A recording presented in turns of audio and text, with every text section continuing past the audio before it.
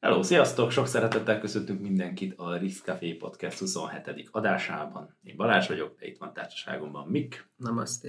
És Tomi. Halihó.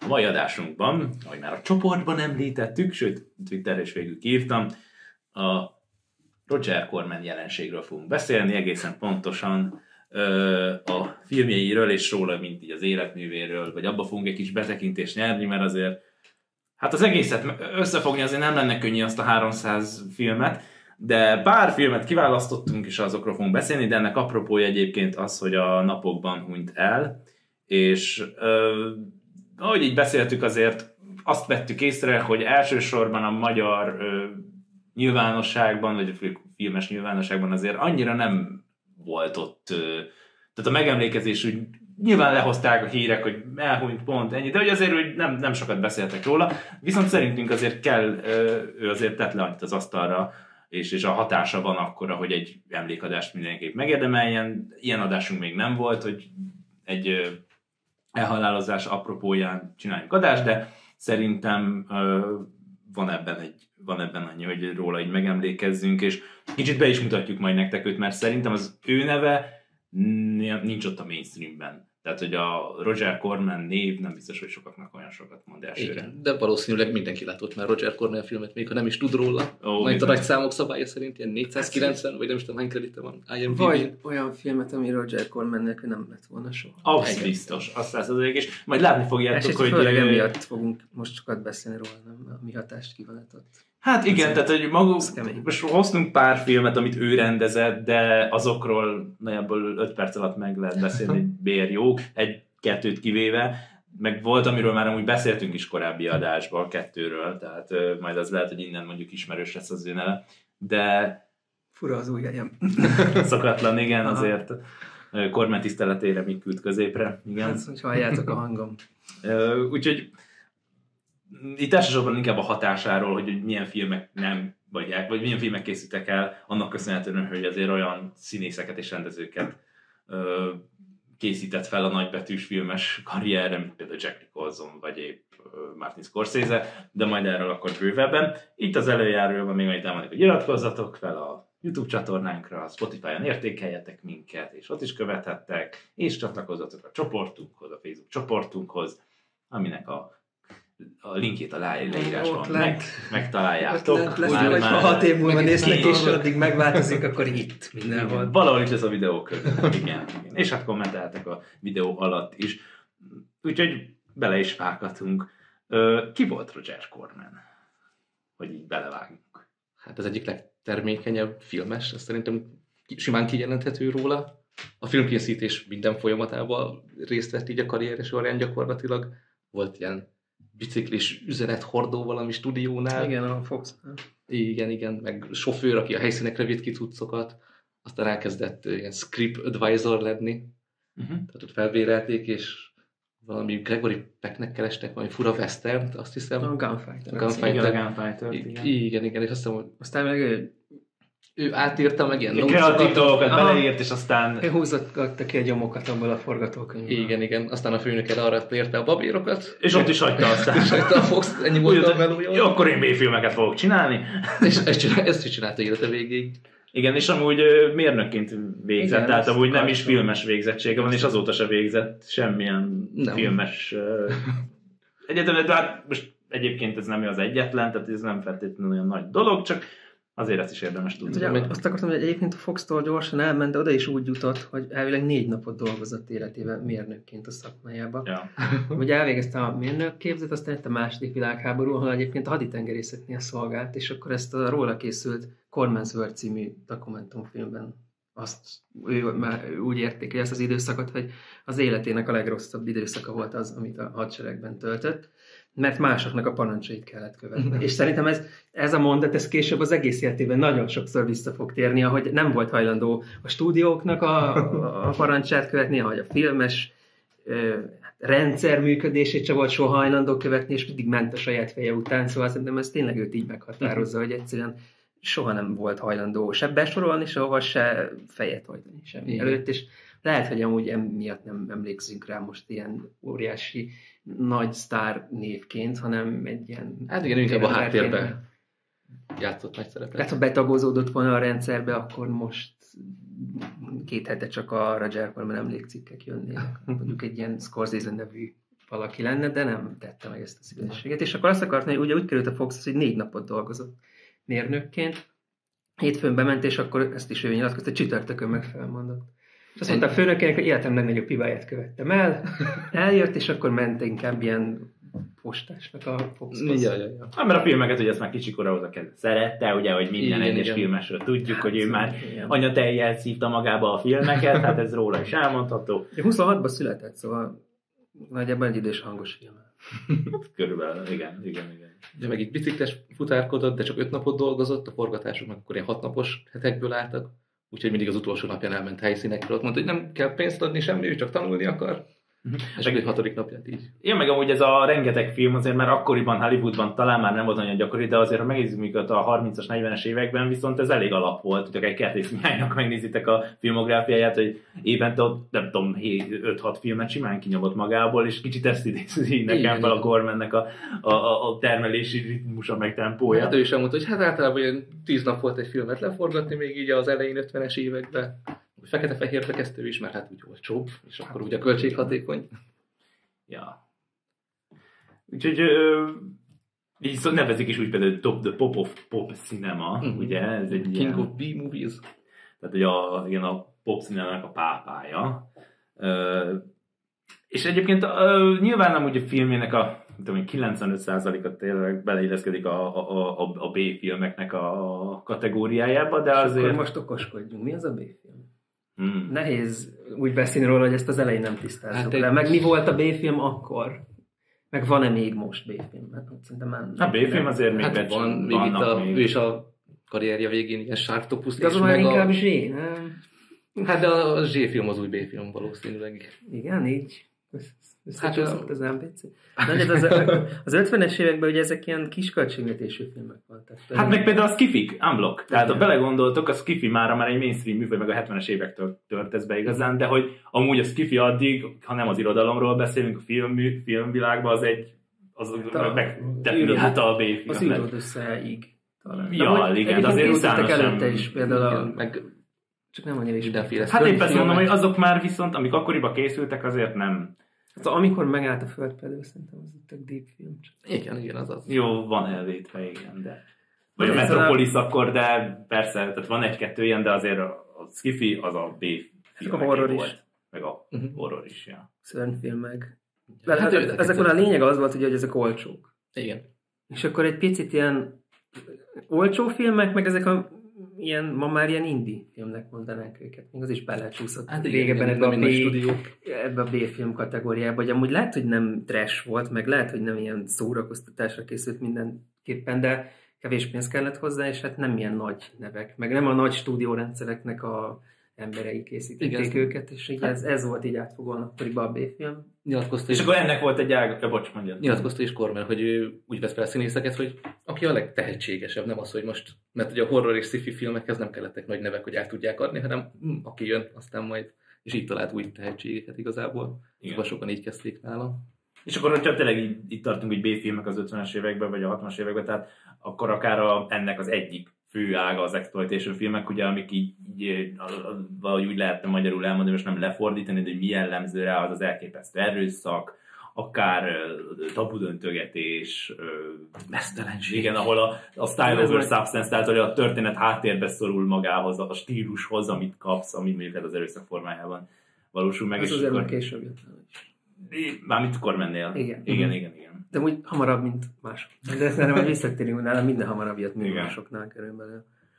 Úgyhogy most a B-filmet így körülírtuk, nyilván egy szótári definíciót nem hoztunk, de szerintem ez így elég jól körülírja. Nyilván ez idővel változik, ma is már azért más. Ma már rámondjuk egyébként érdekes módon akár egy Jason Statham akciófilm, és hogy hát ez B-filmes eléggé, de közben meg egy stúdiófilm. Tehát ott látjuk, hogy nem azt látjuk, hogy a garzonlakásban összesöpörtek $100,000 és akkor abból forgatnak, hanem lehet a méhészre is rámondanánk, hogy ez azért elég B-filmes.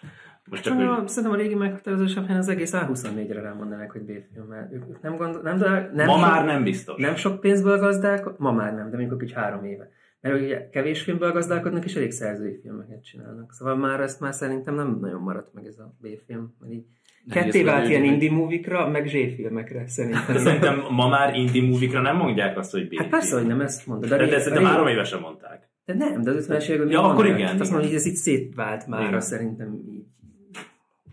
Persze, azt tudni. Néznék most is valami kisköltségvetésű horror sci-fi filmet. De szerintem hát pont annak köszönhetően vált szét, amit Corman részben ő idézett elő, tehát ami aztán az új Hollywood, hogy ott ugye a szerzői filmek ugye betörtek, vagy legalábbis... Meg a nagy blockbusterek. Igen, meg aztán a nagy blockbusterek, tehát hogy pont Corman idézte végül elő, hogy a B-filmek, meg az indie filmek, ezek külön kategóriának számítsanak.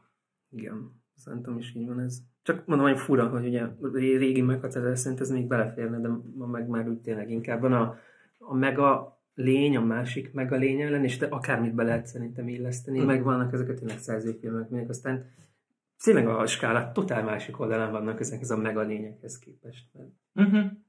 És akkor még, hogy még egy fogalmat bedobjunk itt nagy okos, a kultfilmek is ugye ilyenek, amit szintén egy ilyen viszonylag kisebb rétegnek szólnak, vagy kisebb réteg találja meg, és aztán az ott tesz nagyobb népszerűségre végén. És amúgy a kultfilm definíciója is megváltozott, mert aztán a kultfilmet azóta ráaggatjuk, hogyha most megnézik az akkori fogadtatását, akár egy harcosok klubjára is. Filmekre is igen, mondjuk ami a mozikban annyira nem teljesített, például a Dolog. Vagy a Dolog. Igen, a mozikban annyira nem muzsikált, aztán home videó megmentette, meg mindenki megismerte, akkor azóta meg... De ráaggatjuk, hogy olyan sikerekre is, mint a most 30 éves ponyvaregény. Micsoda. Csodás megjegyzés volt ezt tőlem. Vagy a Donnie Darko még, ami egyébként ilyen... Most sokan mondják, hogy majd a Babylon lesz ilyen film egyébként. Lehet, amit idővel egyre több rajongót írt magának. Hogy mondjuk van egy megosztó vagy felemás fogadtatása, azt érezni az ember, hogy ez amúgy eljuthatott volna sokkal több emberhez, de valamiért mégsem. Igen, rossz időben, rossz helyen valami nem sikerült. Nagyon flexibilisek ezek a filmes fogalmak egyébként. Igen, és idővel, ahogy változik a világ, úgy nagyon változnak ezek a dolgok is. És azért nagy B-film nem szerintem annyira már nincs. De amikor volt, akkor Corman volt a királya. Hát ugye ezekkel kezdte az 50-es években. Miután már nem postáskodott, meg nem a forgatókönyveket szelektálta, elkezdett saját filmeket gyártani, ugye. Szóval az Apache Woman. Vagy Five Guns Wrestling, az az első. Amit rendezett. Igen, ezek mindkettők én elég mondjuk én kinézem belőle, hogy egy pár órát ezen a helyszínen volt, átment a másik stúdióba. Úgyhogy könnyen megesett. Lehetett. Hát amennyi filmet kinyomott magából egy évben volt, hogy ilyen, nem tudom, ilyen 5-6-7 filmmel is kijött. Tehát, hogy... többen is szerintem, amit... Kénytelen is volt. Ja, de mondta, hogy rendezőként annyira nem volt még magabiztos, mert azt most csinálta ugye először, inkább producerként vitte többre igazából az életben is. Igen, a rendezései valahol 70-es években szerintem véget értek, de onnantól... Hát még 90-es években is visszajött egy ilyen... De az intenzív tevékenysége, mint rendező. Tehát jó, hogy mi a beköszönt, de ugye aztán belefogott egy saját projektbe, saját forgalmazóba, tehát hogy ugye ott mindjárt mondom a nevét. Csak az American International lett végül. A New Wave, azt hiszem ez a neve. De most itt az volt az első New American. Igen, tehát a New Wave-vel már ott egyre jobban kezdett áttenni. A New World Pictures, bocsánat, a New World Pictures-el ment el abba az irányba, hogy végül aztán inkább producerként akár más rendezőket felkarolni.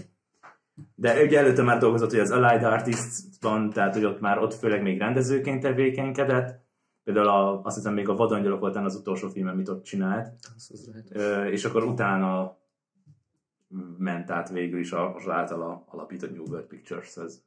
Úgyhogy ő sok mindenben kipróbálta magát, azért azt ismeretjük, és mégis, ahogy itt már belengedtük végül is, tehát még amit talán még el lehet mondani róla, még mielőtt rátérnék, amit először akartam, hogy nem csak, tehát ha már forgalmazó, nem csak amerikai filmek és amerikai rendezők, hanem bizony európai alkotóknak is a filmjeit beemelt az amerikai filmforgalmazásba, és szerintem ez is különbözteti meg őt egyébként rengeteg B-filmestől, hogyha maradjunk el a definíciónál. Tudom, hogy sok minden ott az, hogy B-filmestnél, hogy ő például ilyen... A maga korában ez teljesen valid. Igen, hogy Ingmar Bergman, Federico Fellini, tehát hogy azért komoly neveket hozott át tengeren túlról. Ő volt az amerikai forgalmazó. Igen. Szinte az összes. És Joe Dante volt az egyik ilyen előzetesek vágója. És van egy Fellini filmnél kérdezte, hogy hát ez egy teljesen más film, mint amit szoktunk csinálni, hogy csináljak hozzá előzetest. úgy, mint az összes többi B-filmhez, és azt hiszem az volt a legnagyobb openingje egy Fellini filmnek valaha, amit ott először Cormanék hoztak össze. És ezért mondjuk azt például, hogy lehetséges, hogy azért de többek között ez is lehet rámondani, hogy nélküle új Hollywood nem az lenne, ami. Mert azért ezek a rendezők elég erősen meghatározták a szellemiségük és a gondolkozásmódjuk, erősen meghatározták azokat a rendezőket, akik aztán olyan filmeket készítettek, mint a Szelíd motorosok, vagy a Bonnie és Clyde, vagy a Sivárvidék, tehát hogy amik aztán ugye új Hollywoodra rányomták. A bélyegét egyébként majd akár új Hollywoodot is definiáljuk, bár még egy kicsit később szerintem már beszéltünk is róla, de nyilván az adásból lehet, hogy említettük, de szerintem ez mutatja meg, hogy amúgy mennyire érdekes figura volt. Van ez a dokumentumfilm róla, elérhetitek az internetnek a különböző videótékáiban. És ott mondja róla De Niro, ugye, hogy nagyon fura szerzet, mert mikor beszélsz vele, olyan, mint egy ilyen angol úr lenne. De úgy is néz ki, úgy is viselkedik, annyira kimért is. Szerintem mindenkit meg tud győzni. Ezért csinált egy filmet, mert szépen lassan el. Igen, most egy ilyen helikopterpilótának kéne lenned a Karnoszopus 3-ban is. Igen, így. Igen. Lehet, hogyha Hodorowsky mondta volna, akkor nem. A Hodorowskynak szerintem a pont az ellentét. A Hodorowsky ilyen lelkesen toborozza, a másik meg így leül, és ilyen kimértem beszél veled. De majd mindkettőjüket beszél hasonlóan, csak más úton közelítenek hozzá. És de hogy ugye ott van ez a figura, aki tényleg csak a kis kávés része hiányzik a kezéből, és közben csinál ilyen filmeket, ilyen szörnyfilmeket. A pályafutása kezdete óta csinálja ezeket a nem feltétlenül minőségi szörnymozikat, meg aztán élete vége felé meg tényleg végképp nem túl minőségieket, de közben meg van neki ez az ilyen elég magas ilyen intellektuális énje is, aki behozza Amerikába Fellinit, Kurosawát, ki van még itt, Bergmant, Truffaut, és forgalmazza őket, és egyébként szívügyének tartja azt, hogy ezek a tényleg a legmagasabb minőségének tartott európai sztárrendezők úgy ismerté váljanak Amerikába is, és hát ismerté is válnak. És mellette még producerként megcsinálja a cicivadászokat. Na, nem tudom. Igen, tehát ez egy ilyen... Vártam, hogy azért mondjátok, tehát hogy a cicivadászoknak el kell hangzani. El is hangzott. De a legjobbkor hangzik el, mert szerintem őt így lehet definiálni. Ilyen nagyon fura szerzet, aki a mozizást tényleg minden spektrumnak minden végét bejárja, és szerintem lelkes érte. És szerintem az, hogy még jobban leírjuk őt, hogy tényleg miközben cicivadászokat csinál, 2022-ben, szóval nem régen megkérték, hogy sorolja fel a kedvenc filmjeit, és mondott egy 10-es listát, és mondom, a cicivadászok rendezője azt mondta, hogy Ez egy kicsit sarkított és origóba illő cím, mert azért ő rendezett olyan filmeket. Ja, meg azért mondhatnád azt, hogy a betolakodó rendezője. Majd erre még kitérünk, hogy az meg hogy a spektrum másik vége a betolakodó, amiért meg majd nagyon sztárolni fogjuk őt szerintem. Igen. Tehát ezzel lehet legjobban leírni, hogy mennyire mindent lefed gyakorlatilag. Ő a mindenevő, és mindent csináló, és hogy így hangzott a listája, hogy Chinatown, ami ugye kínai negyed magyarul, igen, aztán Aranypolgár, Dr. Strangelove, utána a Keresztapa, az Édes Élet, Arábiai Lawrence, a Rashomon, aztán a 7. pecsét, a Bádog-dob és a Háború és béke. Szóval ezek voltak az ő kedvenc filmjei. Franciául hullámosat mondott? Nem tudom, mit írta. Hát olaszt mondott. Dolce Vita. Megmondott svédet, ugye? Ja, a Dolce Vita is persze, jó ez. A franciát egyébként pont nem mondott valamiért. Hát most nem fér be a 10-re, most 11. Ja, lehet. Igen. Ez lehet. De ugye ez annyira jól leírja ezt az embert szerintem, hogy... Meg valószínűleg munkamániás is, még ezzel is könnyen leírható. Hát azt nyilatkozták is róla, hogy elképesztő energiája volt, mint ami Dinamo úgy működött már az eleje óta, és hogy eltervezte, hogy ő sikeres lesz, és sikeres lesz. Meg ezt a forgalmazó cégét is azt hiszem úgy csinálta, hogy volt valami első világháborús repülős filmje, amit forgatott, mondta, hogy tele lett a töke, elhatározta, hogy egy évet most pihen. Aztán hazament, nem bírta, megcsinálom a saját forgalmazó cégemet. Igen, tényleg ez a spektrum szerintem ez elképesztő volt. Meg majd később beszélünk arról, hogy az a Corman iskola, amit létrehozott. Igazából nem létezett így fizikailag ilyen iskola, de... Hát egy ilyen műhely végül is. Igen, fiatal rendezőknek megmondta, tutit, van 10 napot ezt leforgatni, ezekre figyelj oda, hajrá. És ugye, akkor most volt ez a betolakodó, ugye a 60-as években beszéltünk róla, hogy ott meg ő is a részévé vált ezeknek az emberjogi mozgalmaknak, hogy nem tudom, hogy részévé vált, de mindenképp hatottak rá, meg amúgy ő is hatott rájuk, mert ugye van 3 filmje, ami ilyen erős, ilyen társadalmi kérdéseket boncolgat. Ugye a betolakodó, amiről fogunk külön beszélni. Van az a Vadangyalok, ami meg a Pokolangyalai nevű motoros banda ihlet, ami egyébként a 60-as években Amerikában tényleg egy ilyen nagy dolog volt. Ja, és mondta, hogy jól látta a tévében, hogy valaki meghalt közülük, és a temetésre mindenki motorral ment, és így, Hát a filmet kell csinálni, másfél órás filmet. Meg ugye a 60-as évek végén, 70-es évek eleje a The Trip, ami meg egy ilyen LSD, hippie világ, szóval... Ő sem vetette meg, fogalmazunk így a... Hát, hogy ő megvetette, vagy sem, azt nem tudom, de ugye van a doksi, amiben mondja, hogy egyszer kipróbálta így a munka miatt, mert hát úgy nem... Ja, csak munka, igen. Igen, és a Nicholson mondta talán pont, igen. Hát a Nicholson azt többször is kipróbálta, igen. De a Corman az ugye úgy nem tud LSD filmet csinálni, hogy ugye ki kell próbálni. Kipróbálta, és akkor a... Method directing. Igen, kipróbálta, és akkor elvileg úgy volt, hogy megkért az asszisztensét, hogy jegyzeteljen le mindent, amit ő majd ott a tripje során mond, mert biztos volt benne, hogy az majd kontrollálható és lejegyzetelt. János jelenések. De nem jött be. Igen. Szóval, hogy így a 60-as években beléggé belecsúszott. Vagy hát nem tudom, belecsúszott, de érdeklődött ilyen komolyabb társadalmi, meg politikai dolgok iránt is. Majd később beszélünk. Szerintem, hogy beszéltünk róla, hát most. Majd a filmjénél, hogy aztán abba is hagyta ezt az érdeklődést. Így nekem is ilyen nagyon nyíltan, de majd elmondjuk miért, hogy tartsatok velünk a későbbiekben is. Doppergés. Igen. És ugye ezután meg 70-es években jöttek ezek a, nem tudom kimondani ezt a szót soha. Exploitation filmjei, amik megint csak eléggé meghatározták ezt a korszakot. Főleg ugye, amikben feketék is szerepeltek. Az már ugye Black Exploitation. Igen. Tehát még inkább van még minden. Ezt az évösszegzébe sem tudtam kimondani, és azóta sem fejlődtem. Sajnos. De az is amúgy akkoriban elég nagy hatást gyakorolt, mert ezek a Exploitation a másik? Black Exploitation. Igen, ezek amúgy társadalmilag elég nagy hatást váltottak ki ott az amerikai népekből. Ugye ők emelték be a feketéket. Úgy, a feketék olyan dolgokat csinálnak a filmekben, amit egyébként a feketék csinálnak. Tehát, aztán is kezdték csinálni, a feketék csinálni, Black Exploitation. Igen, és sokkal jobban tudtak azonosulni vele, mert előtte, mikor ugye a 60-as években már elkezdtek feketék szerepelni a filmekben, de kb. Úgy viselkedtek, mint a fehérek, úgy kellett viselkedniük, és mindig ilyen jó fiú feketék voltak, így öltönyben jártak, jól meg voltak fésülve, stb. És ez a fekete közönségnek nem feltétlenül jött be, de amikor megkapták a saját hőségeket, egy picit jobban tudtak kötődni hozzá, mert mondjuk esetleg úgy öltöztek, mint ők, úgy beszéltek, mint ők. Most ezt tájszólásnak biztos nem lehet nevezni, de van egy ilyen jellegzetesebb ilyen slang. Elkezdték azt használni, nem ezt a nyelvtan, ezt az ilyen irodalmi angolt, akkor úgy azért így jobban bevonódtak szerintem, is így diverzifikálódott a filmkészítés jobban, és akkor már ebbe is egyébként vette a részét.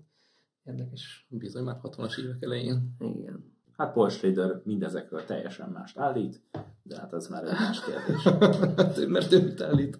Hát opponáljon Paul Schraderben. Hát Paul Schrader lényegében, amikor aznap, mikor elhúnyt Corman. Paul Schrader forgatókönyvről rendező. Igen, tehát azért a taxisofőrt például hozzáköthetjük, vannak neki azért, meg talán Krisztus utolsó megkísértését is ő írta, jól emlékszem? Hát, a forgatókönyvet. Rendezett is pár film. Meg rendezett is, persze, a hite hagyott most nemrég. De mindig ilyen grumpy, szóval... Igen, csak hogy tehát lényegében azt mondta, hogy neki a marketingjen volt jó, nem a tényleges hozzátétele mondjuk a színészek és rendezők támogatásához, vagy filmkészítéshez.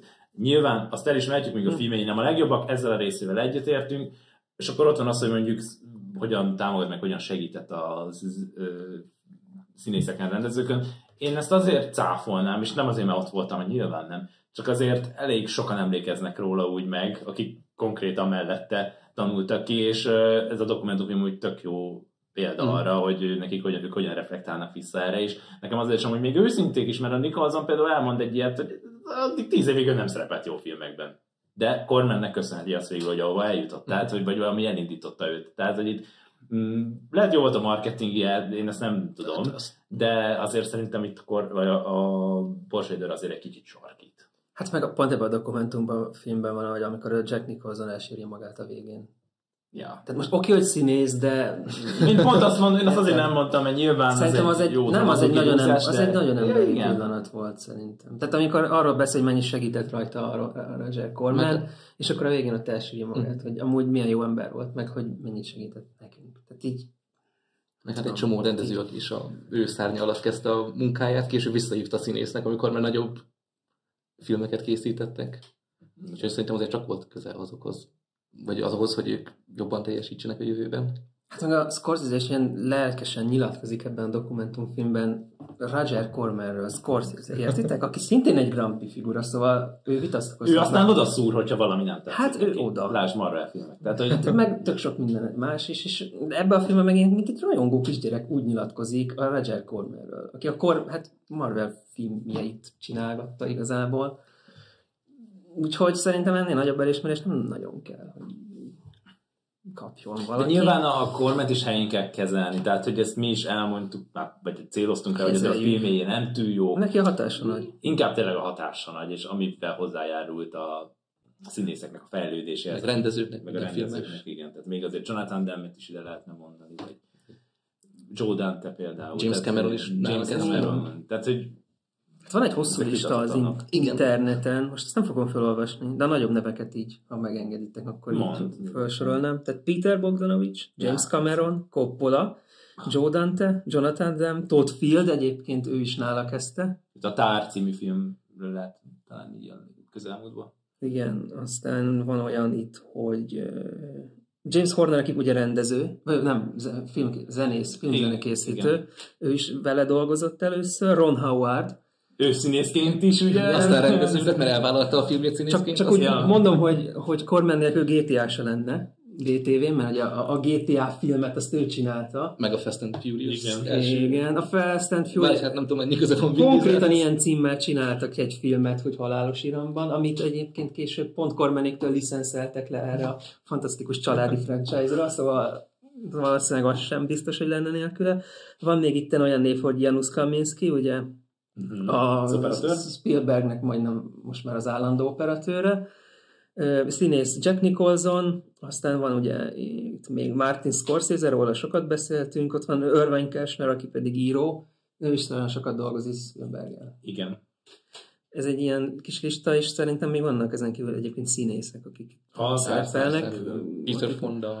Peter Fonda, Jack Nicholson, Dennis Hopper, Bruce Dern és William Shatner például, ők mind az ő szárnya alól kerültek ki. Igen. Szóval ez azért nagyon durva, szerintem, ha belegondoltok. Igen, hogy kezdőszínészekkel, meg később a karrierje későbbi szakaszában pedig ilyen régi horrorfilmeseket emelt be, vagy vissza, vagy így a karrierjük végén adott nekik egy ilyen búcsút. Vincent Price, Boris Karloff, sokat dolgoztak együtt. Ó, igen, az öreg Boris. Ja, nem tudom, Lugosi Béla, az ő már szerintem nem dolgozom. Ő Team Ed Wood. Ahogy ez eszembe is jutott, hogy Ed Woodot hogyan lehet így összehasonlítani. Hát a filmkészítési módszereik nagyon hasonlók. Igen, viszont nekem ami döntő különbség kettő között, hogy az egyik, az lehet, hogy mindkettő nyilván tök makacs. Ez lejött a Corman. Csak a Cormanhez társult alázat is. Az Ed Woodnál azért ezt annyira hát nem szerintem Corman egy picit igényesebb volt. Meg nyilván, meg Corman azért csinált jó filmeket is, ha nem is olyan túl sokat, de azért van egy-kettő, amire azt minden szempontból rámondhatjuk. Oké, kis költségvetésű, de azért ez jól meg lett írva, jól meg lett ez a jó benne a színészvezetés. Hát Ed Wood azért ebből... Annyira nem. Igen. Majd lesz egy Ed Woodos adásunk. Léci legyen. Majd valamikor. Viszont szerintem a Cormanből nekem az volt a percepcióm, hogy ő inkább és sokkal alázatosabb, és nem azért csinál ilyen független filmeket rohadt olcsó pénzből, mert hogy én a Corman vagyok, és nekem nem mondja meg senki. Volt egy ilyen, ez talán a makadság ebből fakad, de ő inkább azért, mert tehát nem is akart feltétlenül annyira a komfortzónájából kimozdulni, nem azért, hogy ő meg akart így mutatni a világnak. Nem. Ő ebbe volt jó kis költségvetésű filmeket, volt, hogy egyszerre többet is forgatott, meg mondta, hogy ez a baj a blockbusterekkel, hogy egy kurva sok pénzt ráköltenek, még a marketingre is ráköltenek, még egyszer annyit, vagy valamennyit. Ott mondjuk már lehet, szerintem azt beszélt belőle egy kicsit, és amúgy már szülő, hogy basszus, miért nem én voltam a George Lucas. Hát nem tudom, mert Ron Howard meg elvitt az Apollo 13 forgatására, ott is, ami szenátort játszott, és Ron Howard mondta, hogy hát azt mondta neki, hogy hát őrül, hogy nem kapott ennyi mindent, meg nem kell ennyi költségvetéssel dolgoznia, mert... Persze, biztos ez a rész, és sokkal több meló, meg sokkal több logisztika. Ja. De több mindenkinek kell megfelelni. Hát igazából jó üzletember volt, mert a legtöbb filmje, akármilyen szarok is, vagy furák, vagy gyengék, azért a legtöbb filmje visszahozta a pénzét. Hát igen. Egyedül a legjobb filmje nem. Igen. És ott mondta, hogy jó van, akkor hagyjuk is ezt a pályát. Igen, vissza a szörnyekhez, a sárszörnyekhez. Majd érdekes lesz. És ugye hát neki a Doksinak ugye így ér véget az a Doksi, hogy kb. Ezt a pályafutását igazából tényleg ezek a nagy blockbusterek törték ott keresztbe a 80-as évek elején, és utána visszament. Hát tényleg is elkezdték a stúdiók csinálni, amit ő csinált, csak nagyobb költségvetéssel, mint egy cápa. Igen. Ez konkrétan ki is nyilatkozta róla a tesója, Jane Corman, akivel nagyon sokat dolgoztak együtt, és nagyon sok kredit, amit megadunk a Rogernek, azt meg a tesójának, és még egy családi vállalkozásban csinálták ezt sok ideig. És ő nyilatkozta róla, hogy nagyon fájt a bátyjának szerintem. Az most én nem tudom, de testvérek. Szerintem a testvérek nagyon fájt, hogy amúgy ugyanazt csinálták, mint ők.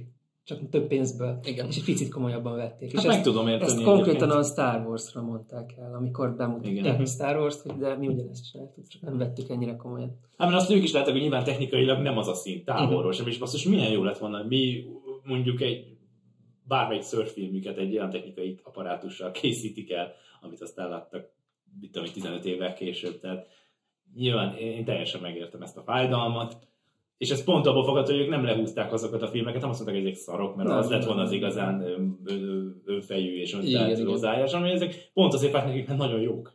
Nem piszkálásban mondták, csak tényleg nekik így itt ért véget igazából a nagy korszakuk. És akkor 80-as évektől ugye visszament.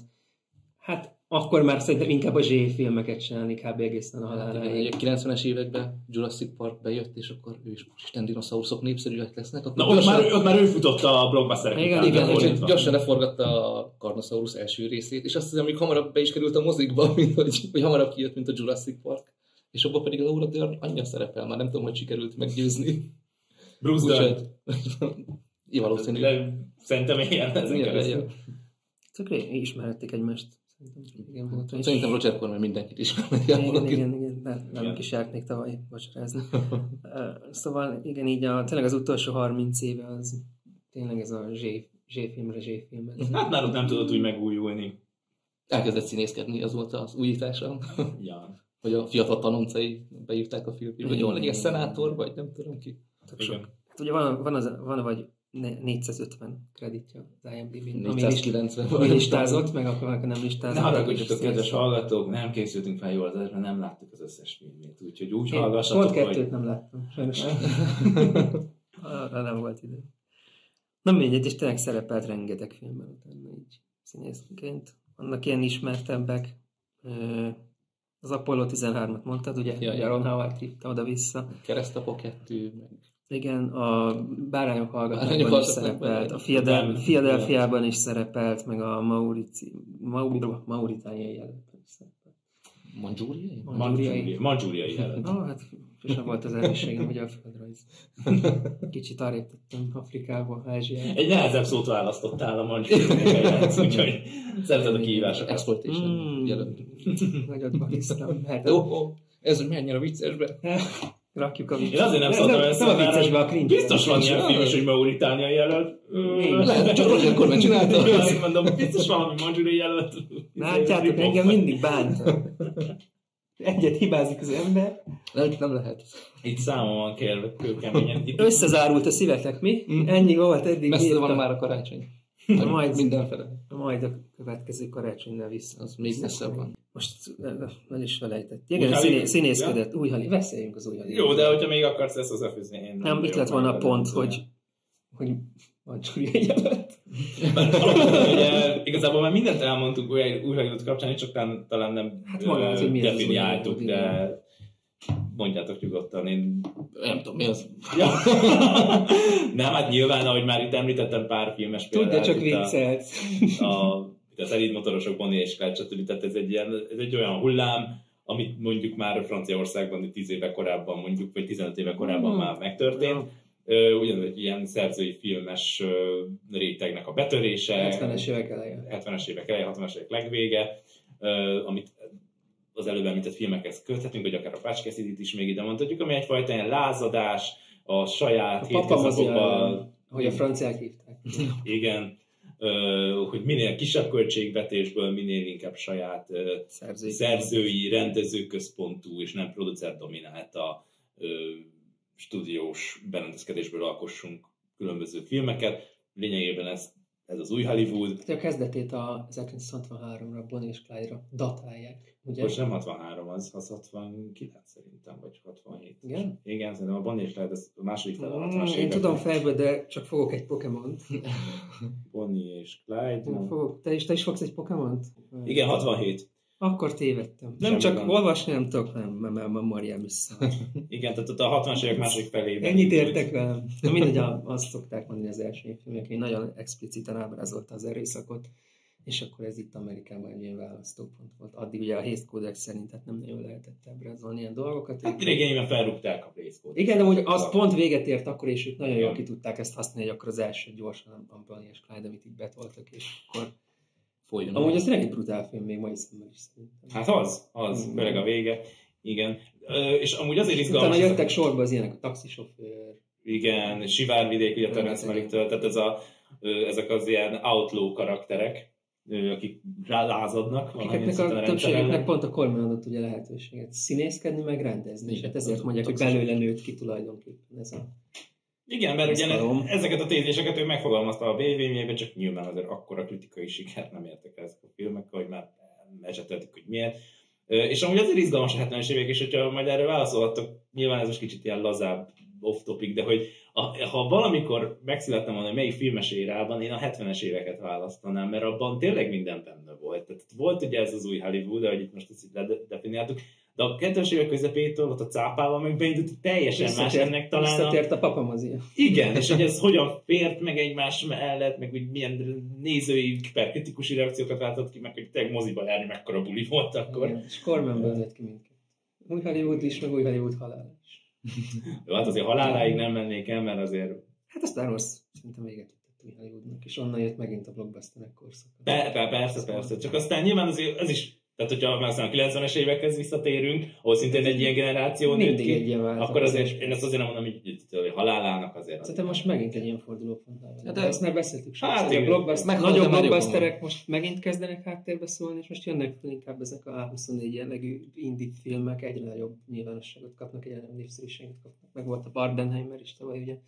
Amik végig is blockbusterek, de mégse azok a blockbusterek. Tehát azért blockbuster, mert sok pénzt keresett, de amúgy... Hát meg sok pénzből is készült például az Oppenheimer, de... Jó, hát igen. Csak megint egy kicsit ilyen fordulópontnál vagyunk. És szerintem ezek így mindig váltakoznak. Ráunnak az 10 év múlva megint várhatunk egy ilyen Marvel korszakot. Lehet. Vagy amennyire gyorsan változnak meg most a dolgok, lehet, hogy mely 3. Vagy ilyen stop motion szörnyfilmek visszajönnek. Akár. Figyelj, hát a Godzilla-ék azok most elég nagyot mennek. Mind a japán, mind az amerikai verziója. Ja, a következő ilyen gumiból. Ja, amúgy a blockbusterek amúgy mennek most is, csak azért a dűnéket is, ha megnézzük. Tehát most... Ezért érzem a különbséget a dűne is. Értem én, de hogy azért valahol mégis... Én azért nem azt mondom, hogy az indie filmeknek van a reneszánsz. Tehát azért... Nem, csak azok mégis megmaradtak. Népszerűbbé válnak, szerintem megfigyeltük. Most figyelj, a 70-es években is, amiközben volt új Hollywood, voltak ott régi hollywoodi filmek. Persze. Ami a trend, az szerintem inkább ebben az irányban mutat, mint hogy ugye azért a képregényfilmeket egyre kevesebben nézik, de nem csak azokat, nagyon sok franchise így bukik. Miközben meg nagyon sok ilyen inkább önálló filmek sikeres lesz. Na, szóval folytasd kérlek a 70-es éveket. Ja, hát én igazából csak összefoglaltam, hogy körülbelül mit értünk új Hollywood alatt, és miért izgalmas az a korszak. És ugye ez azért fontos, mert Corman 10 évvel korábban körülbelül már ezeket a kérdéseket, ezt a feszültséget, ami az alkotókban benne volt, ezt megfogalmazta. Tehát igazából csak ezért akartam ezt idehozni, hogy miért fontos ő, és ugye már írtam is, hogy miről lesz, hogy a hatása, de ez így elég jól lekövethető. De igazából ezt már ecseteltük végül is, itt utólag definiáltuk végül is csak a korszakot, mert amúgy ezt mind elmondtuk, hogy ő látta, hogy mondta, hogy látta, hogy Star Wars debütált, és akkor ez milyen rossz volt nézni, hogy ez milyen érzéseket keltett volna a testvérében, tehát, hogy én valahol ezt értem, csak nem tudom mennyire most az ő hibája volt, hogy amúgy megtehette volna. Hát igazából volt ő stúdió közelben, csak azért össze tudott volna szedni annyi pénzt, hogy csináljon egy nagyobb költségvetésű filmet, csak szerintem úgy volt vele, hogy ő is érzi magát kényelmesen, ezt tudja, hogy ezt nem tudja csinálni. Lehet nem hitte el, hogy egy ilyen jellegű film tud olyan nagyot menni. Aztán Spielberg bevezetett egy cápával, hogy tud. Igen. Meg azért elég könnyen ki lehetett őt zökkenteni. Tehát ugye, ahogy beszéltük, hogy ott egy script advisorként dolgozott, hogy ott érte egy csalódás, rögtön onnan kihátrált, és akkor ő megindul egy másik irányba. Tehát valószínűleg ez a makacság. Tehát lehet, hogy egy kicsit a stúdiórendszerben tovább benne van, lehet még nagyobb hatás, vagy kicsit előrébb hozta volna azt a váltást, amit aztán végül a Bond és fejtett. Nem tudjuk meg ezt soha. De jó rajta filózni. Igen. Hatása viszont elvitathatatlan. Ja. Szerintem ezt Ez így, emiatt mindenképp megérdemel egy ilyen vitát is akár. Tetszett csak, hogy maradjon a neve így a köztudatban. Hát, hogy vita lenne, akkor lenne, hogy a Paul Schrader itt ülne. Hát, én egy ilyen vitára gondolom. Ja, igen. Most azért úgy zajlott a halál. Igen, Paul Schrader.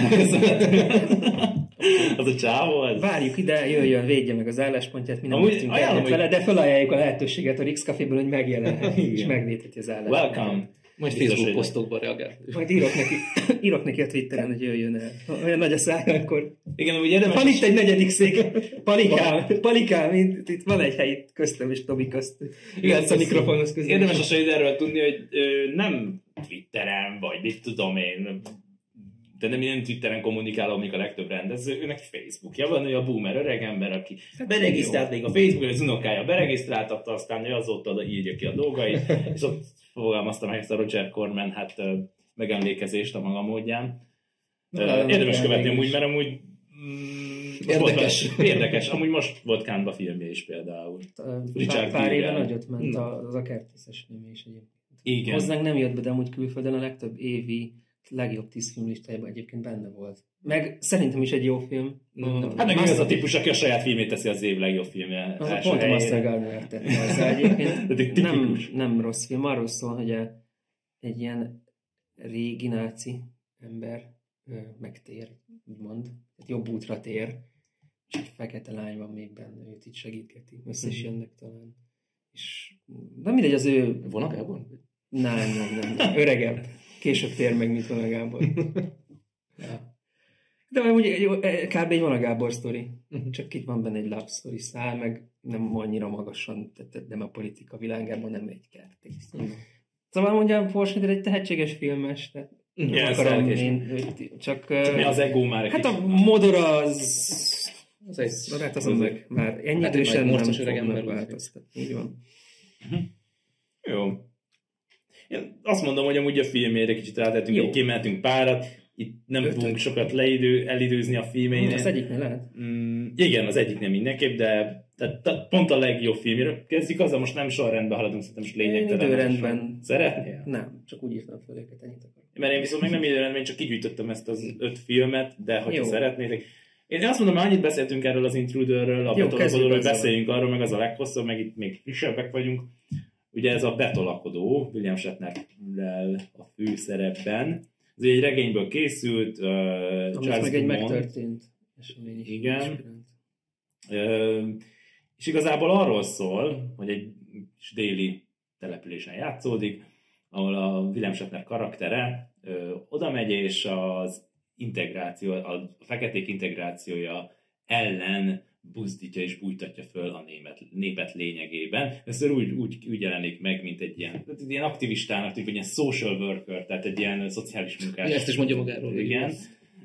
Hogy ő neki az a küldetés és az a feladata, nem tudom milyen társasághoz tartozik. A Henry Patrick, nem tudom. Igen, hogy ő most itt az először is fölméri az emberek véleményét erről, hogy mi a véleményük, hogy a feketéket beintegrálják az oktatásba. 10 fekete diák fehérekkel együtt járhat az iskolában. Hát igen, itt így valósul meg, és aztán látja, hogy azért alapvetően az emberek ezzel nem értenek egyet, hát délen járunk, milyen meglepő, de azért alapvetően nincs is az a túlzottan nagy felborodás, hogy itt lincselés történjen, vagy legalábbis még eddig a pontig nem történt meg, hát ő az, aki ezt elindítja végül is. És a film ezt olyan hírességre hivatkozik, hogy az embereket nem kérdezték meg erről. Lázadjatok föl, mert nem a ti szavakat döntött. Tehát igazából egy tipikus, ez egy ilyen korunk bármelyik szakaszára ráhúzható, amikor az embereket manipulálják, populista. Mióta van? 2 ember onnantól kezdve az egyik. A törvényben van, hogy 10 négernek be kell járnia az iskolába. De kinek a törvénye? Igen. Pont. Igen, ez a háttérhatalom. Igen. Torockai. Ha már. Nem kell annyira jobbra menni le. Ja, de ez mehetsz akármilyen irányba. Ez a háttérhatalom duma, ez basszus. Ilyen figurák minden oldalon vannak, igen. És ez a film nagyon jól bemutatja. A William Shatner meg szerintem zseniálisan játsza el ezt a figurát. Oké, hogy ez egy ilyen B-film volt, de... Ez csak a költségvetése miatt B-film. Igen, de a színész zseniális benne. Szerintem. Ahogy ezt a talpnyaló, alávaló, kétszínű, tenyérben mászó alakot eljátsza. Hát igen, mert fura is volt nekem, hogy itt lesz valami csavar, hogy ő igazából egy jó ember. Igen, hogy ő igazából egy teszt, és így akarja arra sarkalni a népet, hogy amúgy jó kiderül, hogy ő egy angyal, és ezt amúgy ez nekem is eszembe ti is jutott. hittetek neki, ugye? Jó, gyanús volt, hogy csak nem lett ekkora fasz. Itt valami nem stimmel. Ez nekem is eszembe jutott, hogy valahogy ez egy ilyen pszichológiai kis csalás, hogy igen, és hogy a végén, hogy néz, hogy elszégyelik magukat, és hogy ezt én érzem el. Csak mondom, ez bevállal ilyet, hogy egy feketét meglincseltek, mondom, ez az már túlzás. Oké, hogy a jó ügyért, de baszeg azért nem áll. Nem. Na mindegy, ha talán ezt álljuk a legjobban, mert ez a legbefogadhatóbb. Tehát ami így a legszélesebb közönség számára szerintem értelmezhető. Ez a két végjátéka is majd, hogyha sorra kerül. De szerintem az már, szerintem vannak, aki azt mondja, hogy ez milyen hülyeség, meg mit tudom.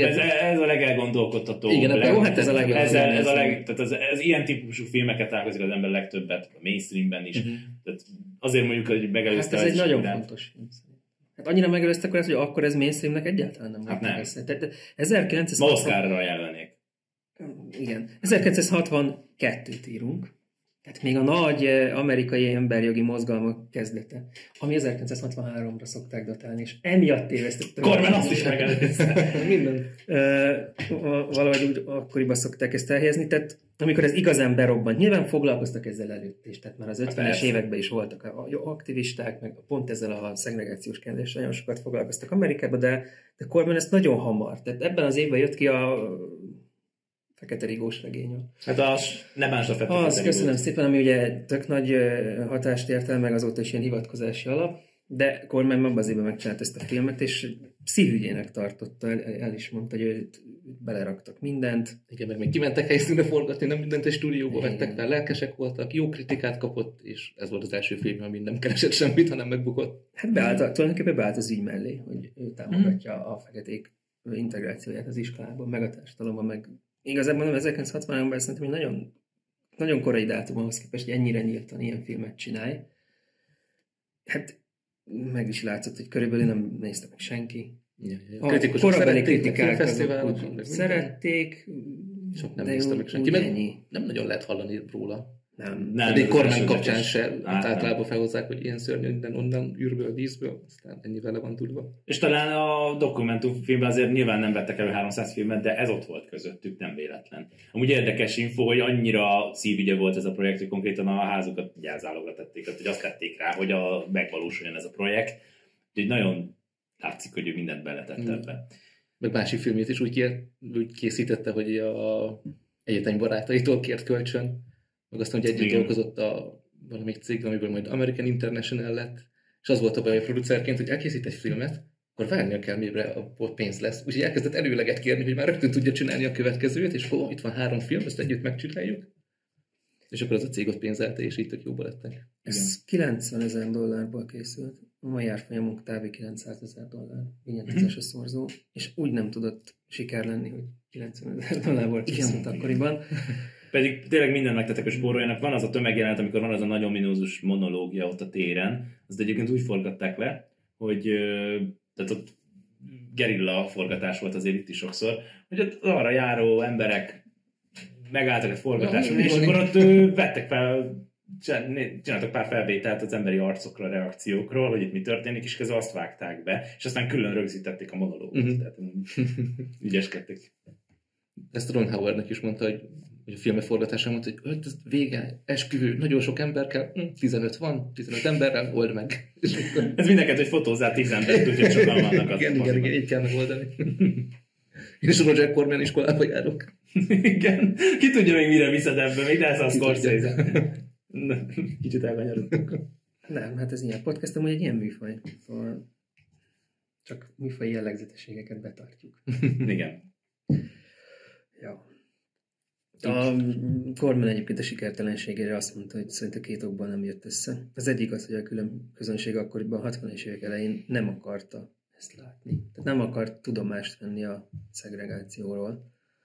A második meg az, hogy ő úgy érezte, hogy inkább ilyen túlságosan ilyen tanító jellegűre vették a figurát, ami egyébként lehet, hogy valid, de most ez megint olyan, hogy beállsz egy szerintem progresszív ügy mellé, akkor amikor nagyon tényleg senki nem foglalkozik vele, akkor csinálsz egy ilyen nehéz másképp támadni. Társadalmi parabolát, akkor nem nagyon tudod szerintem ezt máshogy elérni. Igen. És őszintén a mai nap készülnek ennél szájbarágosabb filmek is. Igen, meg amúgy ez érdekes, mert amúgy tényleg akár a holokauszt filmeket is ragad, hogy nyilván a kezdeti holokauszt filmek azok tényleg expliciten magáról egy lineáris történetet elmesélően mutattak be, ez Schindler is. És akkor most látjuk, hogy bejön egy olyan, mint a Zone of Interest, vagy a Shaw-fi, ami már kicsit csavar egyet filmnyelvileg, kicsit húz egy váratlant, és akkor úgy mutat be egy állapotot inkább. Ez nyilván ez tök természetes, tehát hogy ettől félt, szerintem ez pont, hogy ez amúgy tök menthette volna a filmet, mert amúgy tök befogadható, és ez fontos, hogy ez átjöjjön. Nem kell rögtön célozgatni. Bár egyébként ennek is van ellenpéldája, nem tudom, láttátok-e Fritz Langtól a Fury-t, a T-Boyt, ami nyilván ez, már amikor átjött Hollywoodba, tehát a 30-as években rendezte, ott is ugyanúgy ez a tömegmanipulációról szól. Ott egyébként egy ilyen igazságtalanul elítélt bűnözőről szól, és nyilván őt támadják, holott ő amúgy nem követett el semmit. De egyébként ezt nyilatkozta is Lang, hogy már akkor hogy ő is amúgy erre reflektált, amire itt most akkor ment direktebb módon. Tehát, hogy csak nyilván akkor még főleg nem lehetett erről beszélni, és ő ezért készített el azt a filmet, amúgy ez is érdekes, és az nyilván az nagyobb siker lett. Igen, hát szomorú, hogy ez így nem futott be. Meg szerintem, hogy főleg szomorú, hogy manapság kb. Nem hallani róla semmit. Hát én őszintén nem láttam, és nem is tudtam erről a filmről semmit, egészen addig még meg nem beszéltük, hogy csináljuk egy Corman podcastet, és akkor elkezdtem kutatni, hogy milyen filmekről lehetne beszélni. Semmi. Nem tudom, ti hogy vagytok vele. Eljutott hozzátok a híre, hogy ez a film egyébként már 60 éve létezik. Hát azt képest, hogy ne bánsd a Fekete Rigót, meg milyen kultusznak és köztiszteletnek örvend, ez ahhoz képest meg sehol nincs, pedig... Egy időben jöttek ki, volt a témájuk, hogy szerintem sokkal nagyobb figyelmet érdemelt volna ez a film, de nézzétek meg, tartsuk fönn. Biztos, hogy vannak hibái, ez a tipikus ilyen filmkritikás szöveg, hogy a film nem tökéletes, de azért jó. Olvasgattam ilyen kritikákat, hogy feketék háttérben vannak, és azért a fehér emberek drámájáról szól ez mégis, de hát könyörgöm, ez 62-t írunk, és ahhoz képest ahány fekete karakter ebbe szerepel, meg tök emberiek, meg szerintem úgy mutatja be, hogy élték az életüket, tehát én még ezt se vádoltam meg, mert ugye ezután jöttek, hogy túl el vannak fehéresítve. Csak akkor meg azt lett volna, hogy egy fehér rendez feketékről, az ő szemszögűvel. Mit ért ő hozzá? Hát ez 2024-ben ez lenne probléma, igen, de akkoriban azért ja, azt nem. Ezek ilyen mostani kritikák. Hát, ezek mostani kritikák. Tehát az volt a baj, hogy nem fehér színészek blackface-t játszották. Na, és még az se történik meg ebbe a filmben. Nem, szóval maga korábban szerintem ez egy nagyon előre mutató film volt, és nagyon sokat kellett várni, hogy egyáltalán hasonló alkotások készülnek. Most így hirtelen szerintem így 70-es évek végén, 80-as évek eleje? Vagy talán még később? Úgy, hogy ezzel a témával egyáltalán így magas szinten foglalkozni kezdtek. Hát nem záporoztak. Mert nyilván ez kényes téma volt, egyébként belegondoltok még mind a mai napig egyébként. Kényes és nem kifizetődő, úgyhogy lehet, hogy mások is akartak volna ilyet, csak, igen. Csak pénzt veszítünk rajta. Akkor. Ja. De megcsinálta, most szerintem ezért ez respekt neki. Ja. Bukás lett, és hát ez a szomorú vége a történetnek, hogy ezt mondta Corman, hogy ettől a pillanattól kezdve jöttem rá arra, hogy a filmeknek a felszínen szórakoztatónak kell lenniük, és ha valami ütleted van, vagy valami koncepciód van, amit szeretnél átadni, üzenetet, akkor azt a felszín alatt kell. Hát ez egy jó zárszó, vagy mint erre a blokkra, tehát hogy akkor szerintem ezzel át is mehetünk azokra a filmekre, amik jellemezték már inkább a karrierjét. Én azt mondom, hogy van két film, amiről már beszéltünk korábban a karácsonyi podcastben, a Bucket of Bloodról is beszéltünk. A népségekről nem, csak a csoportban. Vagy csak a ból? Bizony. Ezt a kettőt vetjük egybe. Jó, szerintem akkor ezt vegyük egy kalap alá. Kb. Ugyanaz a két film. Hát Dick Miller. Dick Miller. Akkor meg... Na. Ja, a Bucket of Bloodról már beszéltünk úgyis, azt 5 nap alatt forgatta le Roger Corman, és még megmaradtak a díszletek, és azt hiszem fogadott is valami haverjával, hogy 2-3 nap alatt meg tudja csinálni, vagy meg tudja csinálni egy filmet, úgyhogy így született az első Little Shop of Horrors, amiben Jack Nicholson is az első szerepe, vagy az első között? Az első között. Pontosan igen. Nem emlékszem. Ugye ebből készült majd a 80-as években egy musical feldolgozás, meg majd most is Joe Dante csinál egy új verziót. Ezt még pont magával Cormannel kezdték tervezni. Ja, Little Shop of Halloween Horrors. Hogy most így mi lesz belőle, nem tudom. Néven fut. Hát ez is egy kis költségvetésű 2,5 nap alatt forgatott. Igen. Kis horrorfilm. Ugye ez is fekete-fehérben készült még, mert ennek volt a híve így a költséghatékony a filmkészítés.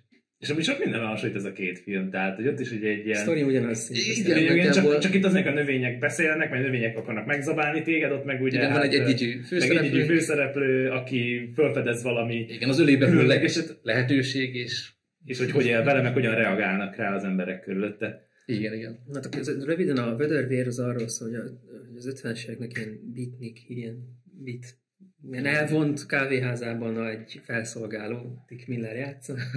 Walter a neve, mint a Dick Miller legtöbb filmjében a legtöbb karakterének.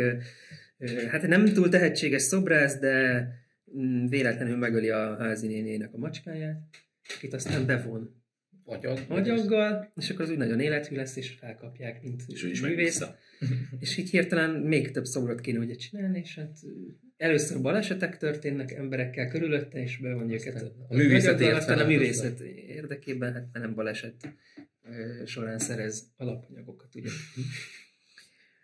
A másik pedig szintén egy ilyen kis esetlen srácról szól, aki egy virágüzletben dolgozik, és ő is saját maga fejleszt ki egy ilyen húsevő virágot keresztül egy másik nagy virággal, és akkor ettől az a húsevő virág olyan nagyra nő, hogy hát nem legyekkel táplálni. Ott is emberekkel. Igen, ott is hát először véletlenül jön rá, hogy vérrel táplál, a saját vérre ugye véletlenül megvágja a kezét, és azt teszi meg, utána szintén körülötte balesetbe lehulló emberekkel kezdi etetni, aztán ugyanúgy, ugye, ott nem a művészet oltárán, hanem ott is a saját hírneve, meg a... Hát ott inkább az üzleti életek és a feltörekvés, hogy aztán ő is elfordult. Híres kertész akart lenni, szóval végülis az is a saját... Önpromó inkább. Igen. És hát mindkettő tök jó ígjáték szerintem. Én nekem mai napig nagyon szórakoztatóak. Szerintem is ezek amiket láttam talán a legjobb. Ez még a pozitív a Roger Corman filmekben, hogy 1,5 óra felé, én nem hiszem, hogy valamik ment. Ritkán, igen. Biztos van ilyen film, de a legtöbb az ilyen 1 óra 10-20. Ja, gyorsan lezavarja. Mert ezekben ennyi van. Tehát, hogy most igen, nem kell most itt nyújtani a dolgokat. Ezek szerintem tökre ajánlhatók mindenkinek a mai napig. Ezt elmondtuk a horroros adásban is, de hát nem biztos, hogy ezt mindenki látta, meg most csak ezért vissza akarja nézni. Megtaláljátok őket az interneten, szerintem szórakoztatók. És azt képest, nem nagyon öregednek. Ja, tehát azt képest, hogy Farzsebből készült például ez a Rémségek kicsimboltja, amúgy tök benne a praktikus effektek, ezek a virágok. Ja. Úgyhogy ahhoz képest, hogy 3 nap se kellett ahhoz, hogy leforgassák, ahhoz képest meg végképp egy vödörvérthez meg 5 egy hét alatt ezt a két. És megvannak a díszletek, akkor gyorsan most csináljunk valamit. Igen. És ennek az a cím, hogy a vödörvér. Magyarul, igen. Nem tudtam. Egy vödörvér? Vagy egy tök mindegy, hogy ez, hogy a vödörvér. Én mindig Bucket of Bloodnak láttam, hívtam, de... Hát ha egyáltalán egyébként van hivatalos magyar cím. Igen, mert valamire nem találtam. Például az X-Ray-re én nem találtam magyar címet, de majd ha ti találtatok, azt megköszönöm. Nem. Hát Magyarországon semmi kultusza nincs szerintem ezeknek a filmeknek. Ezért jó ez a podcast. Max ilyen mozipincébe meg lehet nézni őket ilyen... Ja, meg egy-kettő eljutott ide, de... Szerintem akik így direkt rossz filmeket szeretnek nézni, van egy szubkultúrája ennek, azok ismerhetik. Bőven van Roger Corman film. Carnosaurus, Raptor, minden, amit a Kyklops. De hogy ezek szerintem egyébként jó filmek, meg ugye utólag a világ is úgy gondol vissza.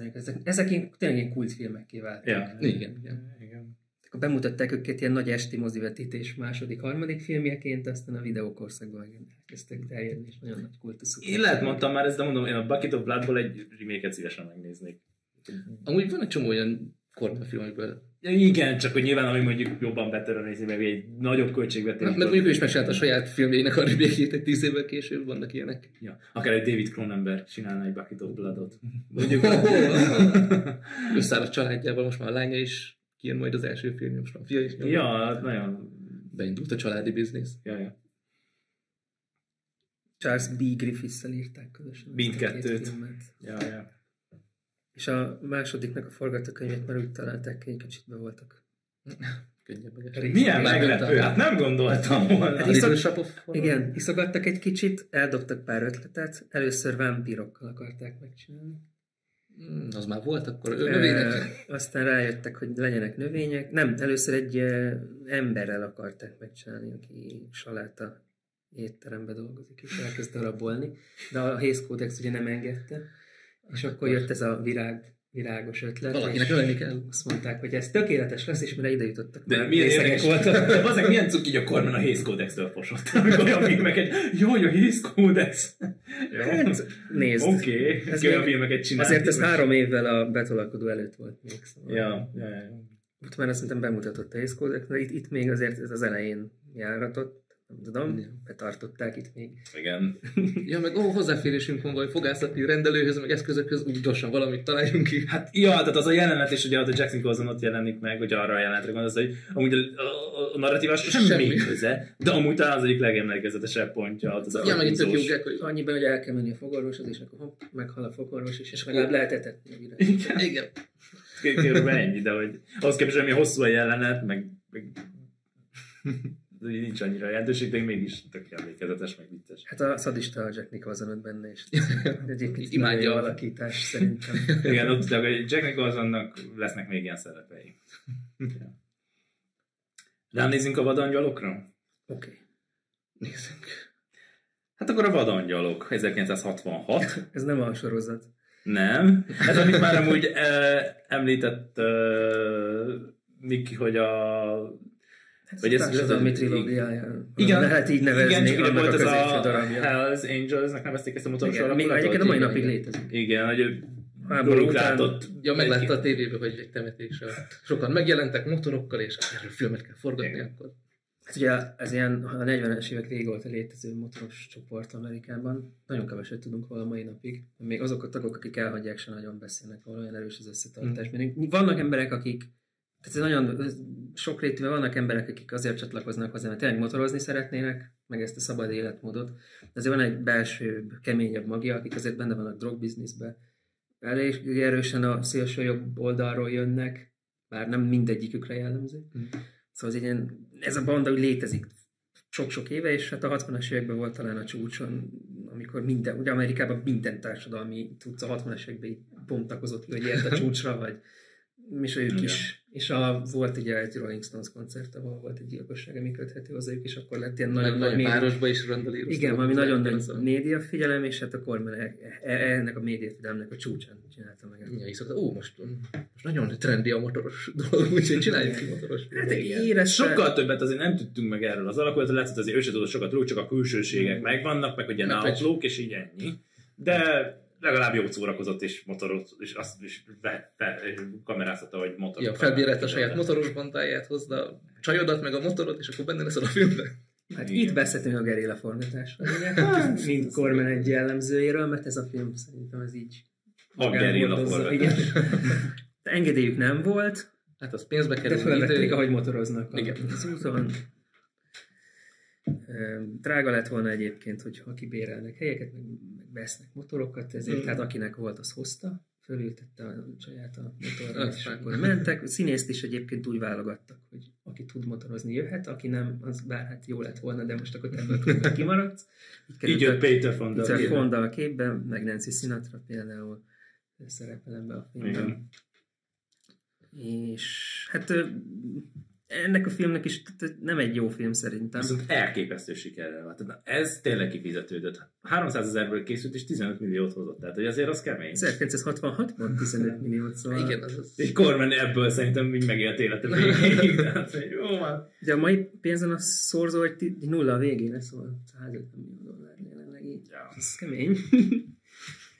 És hát nagyjából arról szól, hogy az egyik motoros fickót meglövik a rendőrök. Igen. Menekülés során. Brutalitás. Így van. Igen, bár hát mindegy.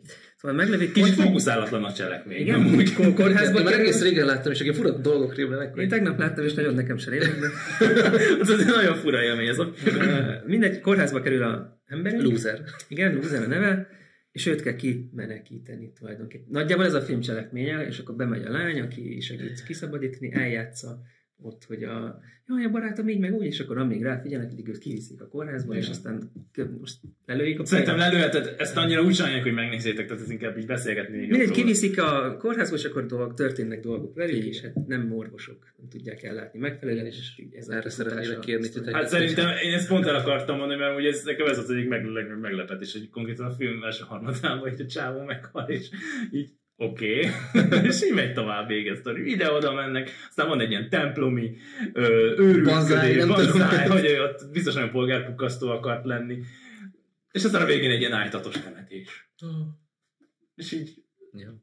Kicsit nem tudtam, hogy most ezek ilyen nagyon rossz fiúknak akarnak, vagy ilyen szektának, vagy ilyen hülyék, vagy valójában, vagy hülyék, vagy ezek amúgy valójában belül jó emberek. Tehát, hogy így nem tudom, mint a kormány, tudom, hogy mi hogyan akar őket ábrázolni. Lehet, hogy amúgy pont ezzel festette le őket, nem? Lehet, hogy ezek tényleg ilyenek, nem tudod eldönteni. Hát van lehet. köztük ilyen is, olyan is. Csak emiatt kicsit olyan idétlen voltam. De ha engem lőcsebbel valaha kórházba visznek, hagyjatok ott egy kicsit. Jó, De igen, szabadítsunk? megverjük mindent. Nem, igen, majd Később később. ki akartam megszabadítani. Hát, várjunk egy kicsit. Mert meg volt a terv. Kiadtam volna magam a barátnőt. Pasi voltam. Na, dob ki az ablak.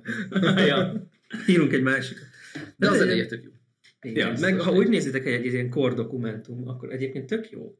Csak ne filmet akarjátok feltétlenül nézni. A hangulata jó. Igen, hogy egyszer érdemes megnézni, csak hogy úgy. Meg ugye mivel tényleg azt vették fel, ami úgy a világban van, tehát ez tényleg egy ilyen valós core dokumentum a 60-as években. Nem építettek stúdiót, nem romantizálták, nem...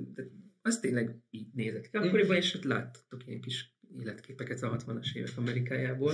Hát meg, hogy visszakötte új Hollywood, azt nem ez az a filmje az, ami igazán így már megelőzte a korát, mert ugye pontosan. ez a fajta törvényen kívüli lázadók, akik a rendszer ellen próbálnak küzdeni, és csak érvényesülni, és kiteljesedni, aztán van És ilyen elnyomja monológ is őket a hatalom. a végén, hogy mi csak élni akarunk, és motorozni. És akkor ugye az a poén, hogy ugye 3 évvel később megjött a Szelíd Motorosok, szintén Peter Ebből a filmben nőtt ki. Igen, hát azért az jobb lett ennél. És az se lenne Corman nélkül. Ja. Amit egyébként szintén Corman csinált volna az Easy Rider-t, ami aztán tényleg egy hivatkozási lap a mai napig, csak a stúdióval való ilyen húzavona miatt ő kikerült abból a filmből.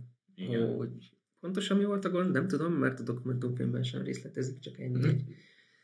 Ő aztán kikerült onnan, és akkor végül a színész rendezte. Dennis Hopper hivatalosan a rendezője annak a filmnek. Ugye Jack Nicholson is feltűnik bennem, tehát azért ott a Corman iskolának azért a diákjai. Hát ez egy Corman nélküli Corman film lett végül is. Ami sikeresebb is, nem tudom, hogy gondolom. Hát az nagy siker volt szerintem. De ez biztos kritikailag 100%, de szerintem anyagilag. Hát ez is egy ilyen jellegzetes új hollywoodi film. Ja. És hát az a mai napig ilyen. Hivatkozási listába előkerül. Persze. Meg Jack Nicholson poénkodott ugyan dokumentumfilmben, hogy ha nem tették volna ki a stúdiótól, lett volna végre egy közös film. Jó, Ja. de hát így nem lett. Igen. Hát ez ilyen vicces dolog. Nem, itt is a hatás azért látszik, hogy csak volt egy ilyen próbálkozása, amit aztán később remake-elt volna jobban. De ez is olyan Cormani, nem? Hogy aztán végül benne se vagy. Igen. Ja. De ő úgy remake-elt pár filmét. Igen, Ez is egy ilyen érdekes... Ja, a saját. Vagy hát producer volt, vagy nem is tudom. Igen, vagy producerként már, de az olyan... Ja, 80-as évek... Próbáljuk meg még egyszer. Ja, 80-as években megcsináltuk a Humanoids from the Deep. Most próbáljuk meg a 90-es években is. A Death Race franchise. Hát, A 70-es évektől. Ja. Ahogy még Sylvester Stallone fiatalon. Jó, igen. Hát az egy érdekes élmény az a film is. Igen, Az amúgy, az tényleg, az annyiból tényleg érdekes, hogy az olyan vicces és szar egyszerre. Tehát, hogy Igen, az is tényleg a szórakoztatóan szar. Néha kínos azért. Igen, meg a vége meg egy ilyen, micsoda társadalom kritika. Igen, a végére mondani szerettek volna valamit. Egy ilyen frappáns dolgot, és így... De közben Nem tudom, kartonlapokból mikor lesz azt láttad, de ajánlom. Régen. Ja. Igen. Hát ez egy ilyen híresen Hát szórakoztató az amúgy darab. csak azért a sztorit tényleg annak érdekes az abszolút, hogy van egy autóverseny egész Amerikán keresztül, az a lényeg, hogy minél több embert el kell ütni. Igen, az öregek és a kisbabák több pontot. És akkor ott van egy ilyen jelenet, hogy az öreg otthonból kitolják a kórházból, a eutanázia nap van. Igen, jelenség, hogy akkor ott el lehet őket ütni, és akkor átgázolnak rajta. Milyen emberek vagytok, ezen nevettek. Ja. Szerintem a Carmageddont is akkor mennek köszönöm, hogy ez jutott eszembe pont. Hogy kinek jut ilyen az eszébe, tehát nyilván. Stallone ugye még egy Niemand volt még, tehát hogy... Ilyen Rocky előtt. Igen, de ő is nagyon szórakoztató benne. Ja. És akkor a röntgenezzünk? Az ember a röntgenszemmel. Hát így erről ennyi tényleg. Igen. Ennek a filmnek is a hatása nagyobb, mint az élvezeti faktor. Ezt találjuk. Maradjunk ennyibe. Igen, én is jobbra számítottam. Létezik belőle a Corman nélküli verzió, és inkább azt ajánlom. Igen, mert én a vadangyalokat még csak hogy tényleg is azért néztem meg még pár hónapja, mert ez annyira ott volt a topban, hogy ez Roger Corman, és akkor talán Dogsi is így konferálta fel, ott van egy ilyen talkshow, Roger Corman felkonferálja korabeli host, és És akkor mond pár címet, és akkor ott van a Vadongyalok. Hát én azért lehet, hogy helyett 3 filmet is tudtam, amelyik lehet, hogy ez is olyan, hogy így... De a sikere miatt, tehát nyilván. Nem tudom, hogy tehát már nem abban a korban él. Lehet ez akkoriban tényleg, tehát, hogy valaki beszélt végre erről, ott van az a szabadságmonológ ugye benne. Ki tudja, hogy fogunk, mondjuk például, akkor most egy kicsit maradjunk itt, ha mondjuk a Barbie-t majd levetítik 30 év múlva. Ott is mondja, ott van az a nagy monológ a végén, lehet azt fogják mondani, hogy bő. Jó, hát sokan már most is azt mondják. Hát meg nyilván bő. Valószínűleg a Greta Gerwiget is olyan fel konferálni, hogy a Barbie film, pedig lehet, mikor a Lady Bird és jó film, de... Ugye, tessék is, hogy mekkora pénzt hozott, abban is van egy ilyen támtanítás a végén, valami újat próbált mondani, valami, a társadalom egyébként rezonált rá, ahogy a 60-es években megrezonáltak erre a motoros témára, mert akkor elég nagy hype volt körülötte, megnézték, és lehet ezért inkább azok a listák is, akik ezt a filmet felsorolják, inkább ilyen fontos filmként. Hát mennyire mindenki volt személyesen. Egy Late Night Show-nál azért az ellathatósági számít is nyilván. Igen, ezt sokan ismerik. Tehát most mondhatunk jobb filmet tőle, ami senki nem látott, és akkor... Ez kicsoda. Motor. Eltett a 60 év, és lehet, hogy már egyszerűen ránk ez nem hat. Mint társadalmi jelenség, és mint film így megnézzük, és... Hát jó, csak mondjuk egy szelíd motorosokat, ha megnézzünk, az meg azért még minden mai napig azt mondjuk, hogy ez működik. Mert abban vannak karakterek. Igen, úgy mellesleg. Igen, ez mindig, hogy egy film a pillanatnak szól, vagy egy film az örökkévalóságnak szól, és ez általában később szokott jelenteni. Nehéz belőni, nyilván. Ja, még akkor. The Man with the X-Ray Eyes. A röggenszemű ember. Ezt imádom. Lehet ez a címem. Lehet, hogy magyarul nem is próbálkoztak vele. Hát ez a tipikus... Ez a klasszik ilyen Universal Movie Monster. Igen, kb. A láthatatlan embernek a remake-je. Itt is kísérletezik egy orvos, és hogy nem itt is kísérletekből, vagy a kísérlet balul sül el, valami szérumot kifejlesztett, amit ha belecsöpögted a szemébe, akkor átlát dolgokon. Igen. De nem nagyon tud koncentrálni, vagy nem tudja ezt koordinálni. Te jó indulattal, hogy így akar embereken segíteni, hogy meglássa a betegségeinket, meg a törött csontokat. És igazi jó tudósként először állatokon próbálja ki, meghalt a majom, akkor majd én. Igen, akkor logikus, hogy akkor az ember túlél. Igen, de meghalt, de az csak egy majom volt. Igen. Tehát végigmegy az összes ilyen, már ilyen klisének számító ponton, hogy megőrül az orvos, és akkor nem tudja nyilván koordinálni. És de aztán a film mégse ilyen klisés dolgokba megy át, elmegy ilyen nem is cirkuszba, nem is... Hát ja, amúgy érdekes dolgok történnek vele, hogy váratlan, ott van is egy hirtelen váltás, és hogy ott elkövet egy gyilkosságot, és utána egy ilyen nagy váltás, és csak egy cirkuszban van. Igen, és ő ott még nem gyógyítónak adja el magát, hanem is tudom, ilyen psychic, hogy mondják ezt magyarul. Hát Dick Millernek kiolvassa a személy azonosságát. Nem vagy jóban barátnő, de... Ja, Dick Miller ott is feltűnik. Hát csodájára járnak az emberek nyilván, mert hogy ő ilyet tud, hogy átlát, és akkor először nyilván ezzel poénkodnak, hogy először csak a ruhán látát, és akkor mindenki pucérben, nem tudom mennyire poének szeretek, vagy és csak egy stációt akartak, hogy igen, először ebben a tudományos kísérletményes helyzetben ez az első lépés, először csak a ruhán látál, de aztán fokozatosan sokkal több minden. Ő átlát minden a földön. És akkor emellett azért látszik, hogy időnként így a fejéhez kap, hatalmas színési alakítás, hogy igen. Vagy felveszed az énes szemüvegét, a láthatatlan ember szemüvegét. Érzékeltessék, hogy igen, azért ez nem túl jó, meg így hát próbálják ilyen elég amatőr technikai, meg vizuális eszközökkel szemléltetni, hogy kb. Mit láthat. Igen, mert hogy több szint lát már, meg nem tudom, de bármin átlátna, az ilyen koponyák oda vannak így rakva az emberek fejére. Úgy meglepődtem ahhoz képest, hogy Roger Corman, meg exploitation filmek, hogy visszafogott volt a mesztelenség, tehát. Hát csak ott igen, amúgy igen, tehát amikor itt adott lett volna, hogy vannak mesztelen emberek, azt is elég decent módon. Ez úgy meglepett, hogy csak ott táncolnak és lábakat lett. Korai filmje, 63-as. Ja. Igaz, de csak akkor is voltak már, hogy... De még Hészkódex. Akkor nem voltak. Ja, akkor még visszafogottabb volt. Nem. Hát amíg a Hészkódex volt, nem létezett ilyen. Utána lőttek. Jó, hát ez így van. Nem, ezt tényleg olyanoknak ajánlom. Mondjuk ezt is ajánlanám egyébként így. Amúgy ez egy 60-as évekből skifi, és tényleg ilyen tipik. Ez már színes. A kornak minden ilyen skifi jellegzetességét magán viseli. Van egy pici tanítás benne, szerintem amúgy az üzenet egészen jó, meg szórakoztató. Azt tudjátok, hogy lett volna egy alternatív vége, amit a Stephen King talált ki? Nem. Amit mondott Corman, hogy ez nem borsos alternatív vége, ez csak a Stephen King találta ki, de amúgy jobb is, mint amit én kitaláltam volna, hogy ott a végén ugye ott a sátorban, hogy ugye meg kell szabadulni attól a szemétől. Nyilván nem szabadunk meg, de hogy csak úgy tudnál legyőzni, és akkor az lett, hogy kikaparja a szemét, és még úgy is. És ez lett volna a vége. De hát nem ez lett, és mondta Kormány utána, hogy basszus, amúgy ez még lehet jobb is lett volna a befejezésnek. Ja, úgy. Nem rossz. Ja, igen. Meg amúgy használta érdekes dolgokra, elment kaszinóba rögtön, pénz kell akkor, mert irány Las Vegas és ott... Ja, igen, egy ilyen eléggé kisköltségvetésű kaszinóba, volt 3 menza asztal, és... Igen. Meg olyan fura volt, hogy átlát dolgokon, de nem mindenen. Nem mindenen, meg hogy a legfelső lapot hogy látja, hogyha átlát rajta, vagy nem is... Ja, hogy akkor az összes lapot látni kéne, és akkor így átpedik egymás, és nem tudja kiolvasni. Nem, hogy a blackjacketet is, hogy mindig, amit legfelülről húz, azt látja. De hát, hogyha azon átlát, vagy a tintát még látja, hiszen csak félig néz át a lapon, vagy... Meg mi van, hogy átlát az összes lapon nyilván, és akkor ezért összefolynak a számok, és nem fogja így értelmezni. Ugye néha tudja kontrollálni, meg ott csepegtet ott előtte is. Jó, ez ilyen szőrtársagatás nyilván, de... Úgy, ha megnézitek, szerintem, mások szerint is ez a film talán az egyik technikai szempontból a legpengébb film. Ebben talán látszik, hogy csak több effortot rakott bele, mint úgy általában? Szerintem pont a Little Shop of Horror szerintem technikailag azért. A Little Shop of Horror, igen, szerintem az jobb volt. Mondom, pont itt, amikor a POV perspektívából látjuk a dolgokat, azért ott... Na jó, de... Néha, de hát jó, most... 60 évvel ezelőtt történt. És még helikopterre is volt pénzük. Ja, tényleg volt helikopter. Azt mondom, talán ilyen értem. Ja, hogy nézileg jobban azt, hogy ja, hogy kiment helyszínre. Ez a film ki van munkálva. Aha.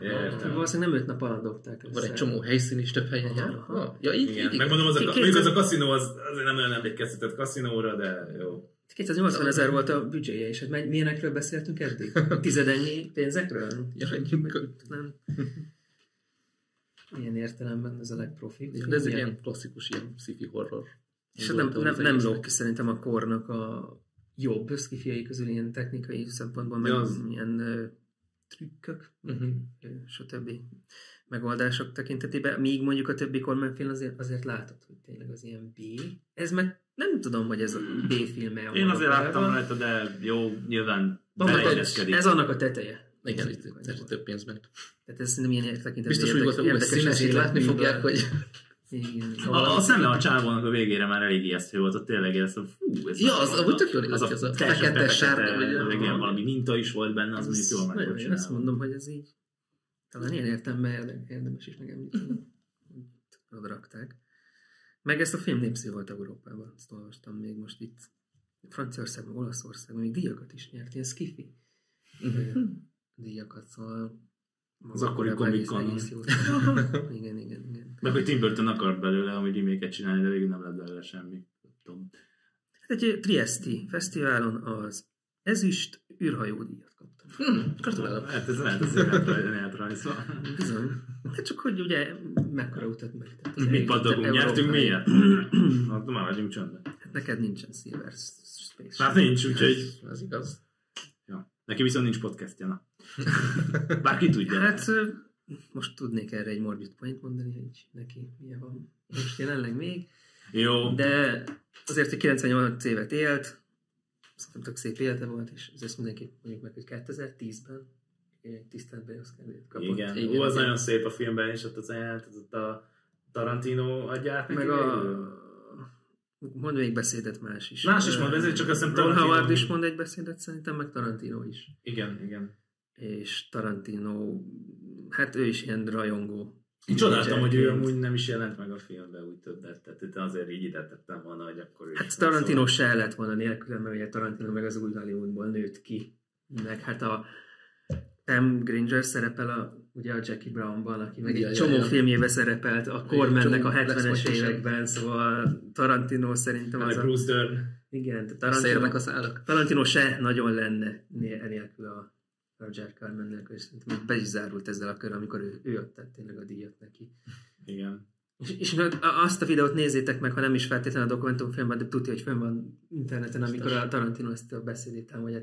Tényleg, mint egy ilyen rajongó. Igen, hogy nem dimenzionálta túl, ő is nyilván tudta, hogy nem a művészi értéket kell itt most felhúzni, hanem tényleg az, hogy mit ért el, és hogy ő, mint rajongó, mit kapott tőle. Hát a végén van egy ilyen backstage beszélgetés, és ott is mondja, hogy úgy Tarantino, hogy amúgy lehetnék a Corman School tagja, mert én fiatal voltam hozzá, de rám meg azok hatottak, akikre te úgy, hogy ilyen utólagos tagként így bevehetnétek, meg ott így nagyon cuki, hogy ott ugye állott a Ron Howard, meg a Corman, meg még egy-két Scorsese, meg ilyen arcok, és akkor Tarantino mondja, én is közétek való vagyok ám, én is sokat tanultam. Hát simán beleilleszkednek. Annyira, szóval ezek szerintem mindent elmondanak, ahogy ezek a legendák, rendező legendák tekintenek a Cormanre. Úgyhogy hát mi is hálásan köszönhetjük azért Cormannek a tevékenységét, még ha a filmjeit nem is nem is tudjuk úgy nyilván olyan objektív szempontok mellé úgy túlértékelni. De a jó filmjei meg jó. A jó filmjei azok azért köszönhetünk. Valószínűleg azok maradnak úgy is fönn, úgyhogy csak a szépre emlékezem. Én a rosszakat is szeretem. Hát azt jó, igen, van közöttünk egy, aki átfogulatlan, bár a vadangyaloknál úgy tűnt, hogy ezért... Persze vannak, mert ott a békat... Hát mert azt jó filmként nézted. Mondjuk lehet, hogy ott az ott az elvárás, hogy a vadangyalok igen, hogy az olyantól kapott, igen, akkor lehet, hogy azért volt egy kis esés, bár, ja. Igen, a Carnosaurus meg úgy kezeltem, hogy igen. Úgyhogy, ja, nyilván nem csak ő idézte elő az új Hollywoodot, de azért ő elég nagy lépést tett a felé. Persze, aminek aztán... sok ember, sok tényező kellett ehhez. Egy nagyon fontos motorja volt neki. Igen. Úgyhogy hát, amit mondtunk, hogy valamit ajánlunk, valamit kevésbé, de szerintem te mindenképp legyetek próbált egy-két filmjével, legalább a Bucket of Blood-dal, vagy ez az Intruderrel, mert meg amiket itt amúgy kiválogattunk, talán a vadangyalokat leszámítva, mert ezek teljesen fogyaszthatóak, és a maga műfajukon belül egyébként értékelhetőek is. Úgyhogy kíváncsi vagyunk, hogy tetszett nektek, kommentben meg is írhatjátok a csoportban, majd kibeszélhetjük. És hát szerintem akkor ennyi lett volna a Roger Corman emlékadás, hogyha nem folytattam senkivel se a szót. Nem. És akkor hát egy hónap múlva, vagy hát a következő hónapban ismét érkezünk, és addig is nézzetek sok-sok filmet. Sok Roger Corman filmet. Van miből vállalni. Igen. Jegyezzétek meg a nevét, meg gondoljatok rá. Egy köszit. Meg ezt a dogshit egyébként, ez a Corman's World, azt hiszem ez a címe nem hangzott el, Corman's World, de erre rákerestek, ott lesz a Dokumentum 2011-es, azt hiszem ezt is érdemes, és ez egy ilyen összefoglalót, talán lehet összeszedettebb áttekintést kaptok róla, is. Jó, nem. Több pénzük volt csak. Ez jó, igen, nagyon volt a költségvetés, mi meg Roger Corman módjára, ilyen gerilla módon hát ezt így kell tettük össze. Ja. Na hát, sziasztok! Sziasztok! Sziasztok!